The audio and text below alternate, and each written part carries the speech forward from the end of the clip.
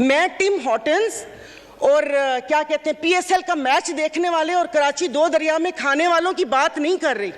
मैं उसकी बात कर रही हूँ जिसके 5-5 बच्चे हैं और एक बाइक है। वो पेट्रोल भरवाएगा, दवाई लेगा या क्या करेगा? इन्होंने यहाँ पर वो कहते हैं ना कि शहद में घोल घोल के यहाँ पर सारा ये बजट बता दिया। मैं वैसे लिखा हुआ पढ़ नहीं सकती इसलिए कि उसमें जज्बात नहीं होते, वो रीडिंग होती है। जैसे कल परसों ये वजीर खजाना साका साहब ने आके बिना जज्बात के यहाँ पर आकर कागज पढ़ के और ये जा और वो जा दूसरे के ऊपर, और पीछे यहाँ पर बैठे हुए सारे पीछे डेस्क पे जा रहे थे कि उसने वो कर दिया, क्योंकि इनकी तो दुकान चल रही है। मैं उस दिन नहीं थी, मैं उनको खराज तहसीन पेश करती हूँ मुफ्ती अब्दुल शकूर को कि जिन्होंने एटलीस्ट इन 2 वजारतों के कपड़े उतार कर हम लोगों को दिखाए। ये ऐसे नहीं होगा। मुझे बताएं कि वो अवाम ही नहीं रहेंगी तो आप लोग हुकूमत किस पे करेंगे? और कल उन्होंने कहा कि हुकूमत जैसे ही संभलने वाली थी तो सैलाब आ गया। तो जनाब स्पीकर मुझे माफ़ कर दीजिए, जिस वक्त सैलाब आया तो उस वक्त तो हम अपनी जिंदा दिली का सबूत दे रहे थे। 75 करोड़ आवाम के खून पसीने और टैक्स की कमाई से हम यहाँ पर तकरीबात कर रहे थे। और मज़े की बात है, प्लीज़ मतलब मैं बहुत आराम से बात कर रही हूँ, कोई तंज नहीं करूँगी, कि अभी आइन की तकरीबात का आगाज़ हुआ है। क्या आइन के आर्टिकल 3 आई थिंक 27 या 35, 36 आगे, क्या उस पर यह रियासत पूरा उतरती है? क्या हमारी की हिफाजत है? यहाँ पर हमें बुनियादी सहूलतें मुयस्सर हैं यहाँ पर? मतलब हम लोग इतने नाक के पक्के हैं कि उस पर वो करके आइन की बात कर रहे हैं। और ये हालात इस नहद तक ना पहुंचाएं कि हम अपनी बड़ों की कुर्बानियों को बेफजूल समझें, क्योंकि गोरे से तो लेके रहेंगे पाकिस्तान, ये नारे लगाकर हमने आज़ादी तो ले ली, अब मैं किससे आज़ादी मांगूं? क्या गोश्त खाने के लिए हमने आज़ादी मांगी थी कि खुला गोश्त यहाँ पर खाने को मिल जाए? उसके अलावा तो कुछ भी नहीं है। और मुझे माफ़ कर दीजिएगा कि उस कश्मीर वाले दिन में यहाँ पर ना वज़ीर आज़म थे, ना वज़ीर ख़ारजा थे, ना दिफा मिनिस्टर थे, और ये यहाँ पर कश्मीर का वो हो रहा था। और जो मोदी की कहानी सुना रहे थे, मुझे तो एक सेकंड के लिए, मैं तो उस वक्त आई थी, मैं समझी कि आप शायद यहाँ के हालात सुना रहे हैं। मुल्क को पता नहीं आप लोगों ने कहाँ से कहाँ पहुँचा दिया।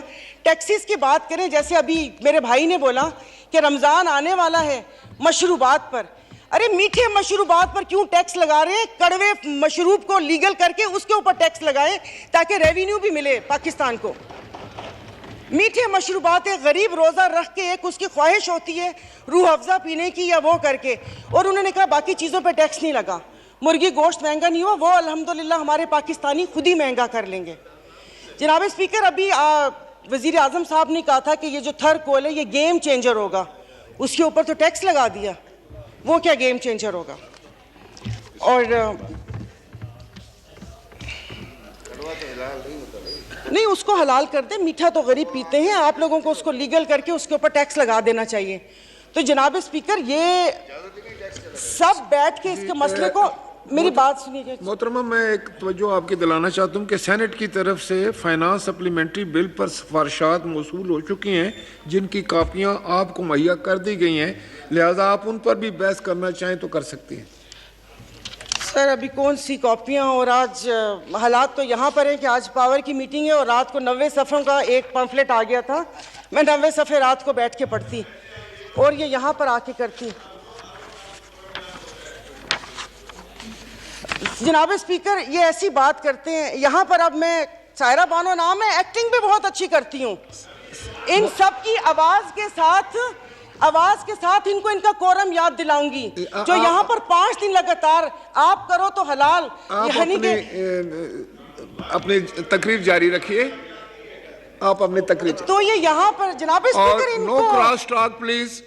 ऑनरेबल मेंबरान एक दूसरे से क्रॉस टॉक नहीं कर सकते किसी सूरत में। फर्क नहीं पड़ता ना, दिल दुखा हुआ हो तो तब ना। मैं आपको अपना शहदादपुर में 2 हफ्ते पहले, 1 हफ्ते में 4 खुदकुशी हुई है। और मैं इस ऐवान के सामने कहती हूँ कि ठीक है, मेरे हस्बैंड वेल ऑफ हैं, बट मैं एक मिडिल क्लास फैमिली से हूँ। मेरे भाई ने परसों मुझे मैसेज किया और उसने बोला कि दुआ करोगे मैं मर जाऊं। और वो सिर्फ एक मेरा भाई नहीं है, मैं पूरे अपने जो भाई जिनका राब्ता मुझसे नहीं है, मैं उनकी मैं बात कर रही हूँ। जनाब स्पीकर, कल मैं गई थी, वो जिस बंदे ने 4 टमाटर और 4 आलू लेकर 400 उसके पास नहीं थे, उसने पर्स निकाला, मैं शर्म से गड़ के मर गई। 272 लीटर पेट्रोल आप लोगों ने मुश्किल करनी है तो आप V8 और बड़ी बड़ी ग्रैंड क्रूजर को 500 लीटर पेट्रोल देना। गरीब को आप दवाइयां, तो वो दवाई नहीं मिलती। सरकारी अस्पताल का आपने हाल देख लिया। मैं प्लीज आप मार दें, आप प्लीज मार दें। ये मेरी बहन पीछे बैठी हो तो पीछे ही बैठी रहो, अगली दफा की टिकट नहीं मिलेगी अगर ज्यादा चोट की तो। ऑनरेबल स्पीकर, मतलब इनके दिमाग मिली नहीं उन लोगों से, इनके भूसा भरा हुआ दिमाग में। ऑनरेबल मेंबर, आप मुझे एड्रेस करें।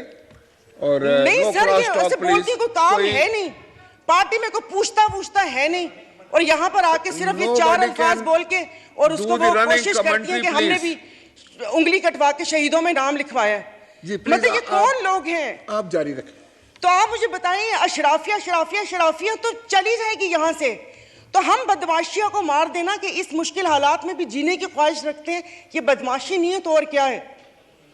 इज्जतें नीलाम हो। अभी तो पहले किसी ने मुझे कहा कि आगे क्या होगा, बच्चे तो बिकते थे, इज्जतें भी नीलाम होती थी। आई एम सॉरी, भले आप एक्सपेंस कर दीजिएगा अल्फाज, पहले ढके छुपे होती थी, अब खुलेआम होंगी। और मैं इज्जत नहीं बोलूंगी, जिस्म फरोशी बोलूंगी, क्योंकि अगर इज्जतें बिक रही होती तो सब खरीद लेते, फिर बिल लाने की जरूरत ना पड़ती कि इज्जत दो हमें। सब यहां पर बैठे हुए इज्जतें खरीद लेते अगर इज्जत बिक रही होती। तो आप मुझे बताएं कि कोई लाया अमल दे दें कि अगले 5 साल तक ये मुश्किल हालात बर्दाश्त कर लो या 10 साल तक बर्दाश्त कर लो, तो फिर भी तसल्ली हो कि ठीक है मैं नहीं रही तो ठीक है मेरे बच्चे उसमें रहेंगे। सर आपने तो बच्चों से जीने का हक छीन लिया इन लोगों ने। 20,000 वाला क्या करेगा? और इंसाफ की आप बात करते हैं, मैं तो अदालतों वाली इंसाफ या उस चीज़ की अभी वहाँ तक तो मैं गई नहीं। आप ये चीज़ों को देख लें, यानी कि मेरी अगर आमदन 10 लाख रुपए महीना आता है, मैं भी वही मुर्गी खरीद रही हूँ 800 रुपये किलो, और मेरा ड्राइवर बच्चल जिसकी 30,000 रुपये तनख्वाह है वो भी 800 खरीद रहे हैं। वो दूध 200 रुपये किलो मैं भी ले रही हूँ, 200 किलो वो भी ले रहे हैं। मैं घर में अब ग्रॉसरी नहीं लाती इसलिए कि मुझे शर्म आती है कि वो ड्राइवर बावर्ची उठाएगा तो उसके दिल में क्या होगा कि ये थैले भरे आ रहे हैं और उसके घर में खाने को है या नहीं है।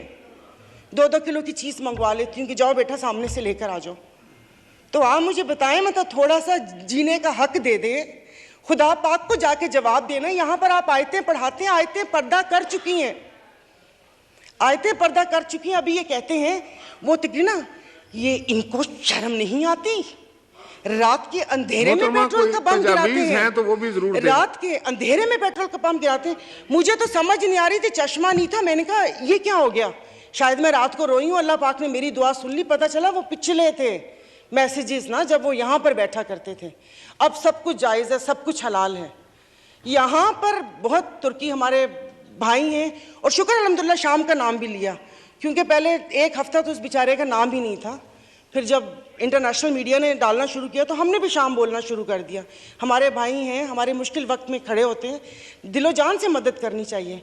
वहाँ पर जाने के लिए उतावले थे, कभी कहाँ तबाही आई हुई, उस दिन कोई पहुँचता है, उस दिन कोई पहुँचते जाएं तो तब कि आप अपनी वेल्थ में से, जैसे ये भाई ने बोला कि हम लोगों से तो ले ली तनख्वाह, अवाम से भी वो दे दिया, अवाम के पास है जो अवाम डोनेशन देगी, वहाँ पर अल्लाह पाक उनकी मदद करेगा। और वो रियासत माँ जैसी है, उनके हुक्मरान हमारे जैसे नहीं हैं, उनके लिए वो खड़े हैं। दबी हुई अवाम के लिए हम इज़ारे यकजहती के लिए बेचैन हो रहे हैं, लेकिन यहाँ पर जो मरी हुई फाकों से अवाम है उसके लिए कोई दिल में दर्द नहीं है। तो अभी ये आइन की तकरीबात के लिए कितने पैसे वो हुए, इन्होंने अभी बोला कि हम तनख्वाह नहीं ले रहे। 1,80,000 से क्या होता है, वो तो वैसे ही एक वक्त का खाना है, खाना पीना तो। लेकिन बाकी जो चीज़ें हैं वो, ये जो गाड़ियाँ, ये फ्यूल कार्ड, इनकी ताम झाम, इन सब पे कितना पैसा खर्च होता है। देखो खुदा का खौफ कर ले, मेरे पास कोई अल्फाज नहीं है, ये सारा कुछ मैंने लिखा था लेकिन ये बेफजूल है। मैं किसको इशारिया सुनाऊंगी कि 13 पॉइंट ये हुआ, मोडीज़ की रेटिंग ये है, वो ट्रांसपेरेंसी ने ये बोला वो बोला। हम में से तो किसी को भी ज़रूरत नहीं है, सब अल्हम्दुलिल्लाह खाते पीते घरानों से हैं, सब अल्हम्दुलिल्लाह खाते पीते घरानों से, लेकिन किसी और का तो सोच लें। तो ये यहाँ पर प्लीज़, मतलब अब तकरीबन साल होने वाला है, आप भी कहते रहे लेकिन यहाँ पर आने की तौफीक नहीं हुई। मैं कुछ लोगों को, आप लोगों को दिलचस्पी होगी, आप यकीन नहीं करें, मुझे इस ऑडियो लीक से पीटीआई क्या कर रही है क्या नहीं कर रही है मुझे कोई दिलचस्पी नहीं है। सब जाएं भाड़ में, लोग, आवाम मर रही है, आप उसको देखिए।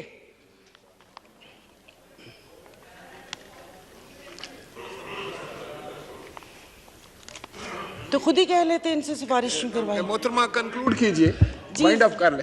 तो मैं वाइंड अप ही कर रही हूँ। मेरे पास तो कोई, ज़ाहिर है वो इतने ना इशारिये हैं, ना मैंने मौशियात इतनी पढ़ी हुई है। कॉलेज नहीं था वो, ऐसे ही वो कॉलेज था, साइंस कॉलेज नहीं था, आर्ट्स कॉलेज था, समझ भी नहीं आती थी। मौशियात एग्ज़ाम था, 30 नंबर थे, 3 ग्रेस मार्क मिले थे, 33 नंबर हैं मौशियात के।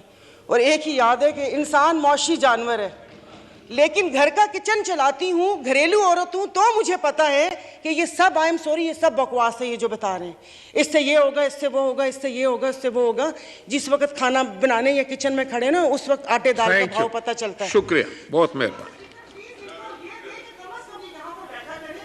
और जो अमन और अमान का मसला है, वज़ीर दाखिला ऑडियो लीक्स पे बैठ के मुझे बताओ देने के बजाय मसला। शुक्रिया।